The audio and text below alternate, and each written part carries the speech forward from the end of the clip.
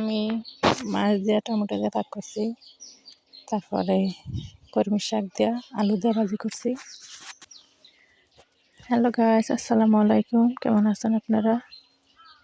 আশা করি ভালো আছেন। আপনাকে তো আমরা ভালো আছি আলহামদুলিল্লাহ। এই যে আমি কষাইতেছি, পেঁয়াজ রসুন সব কিছু মিলাইয়া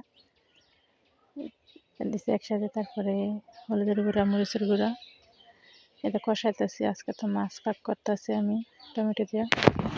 তারপর লবণ দিছি সাথে, তারপরে লবণ দিয়ে স্বাদ মতন এটাকে অনেকক্ষণ লাগে কষাইয়া। তারপরে টমেটোরে দিয়ে দিতেছি, সাথে টমেটোরে দিয়ে দিছি। আর টমেটো তো বেশি কষান লাগে না, এদিকে এইভাবে সিদ্ধ দেওয়া যায়।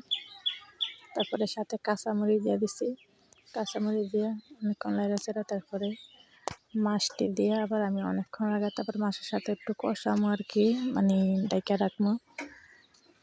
তারপরে মাছ দিয়ে আমি ঝোল করে ভাগ করবো।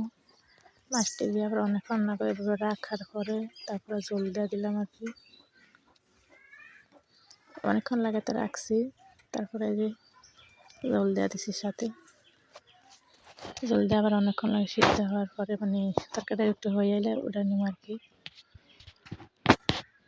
আজকে ঘরে ধনিয়া পাতা ছিল না, এর সাথে আবার ধনিয়া পাতা দিয়ে ভাগ করলে অনেক ভালো লাগে। শীতকালটা যে কোনো তরকারি ভালো লাগে বেশি,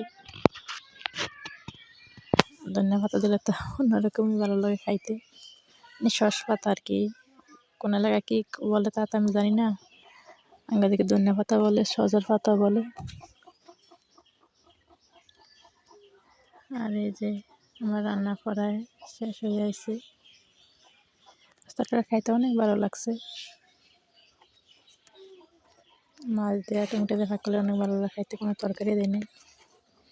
আর শাক ফাঁক করছে ওটা দেখাই নাই, সাথে শাক আছে কলমি শাক, তারপরে আলুর সাথে দিয়ে দিছি। এই যে শাক তরকারি। আর আমার ভিডিও ভালো লাগলে প্লিজ বেশি বেশি করে সাপোর্ট করবেন আর কমেন্টস করেন আর কি। ভালো থাকবেন। আল্লাহ হাফেজ।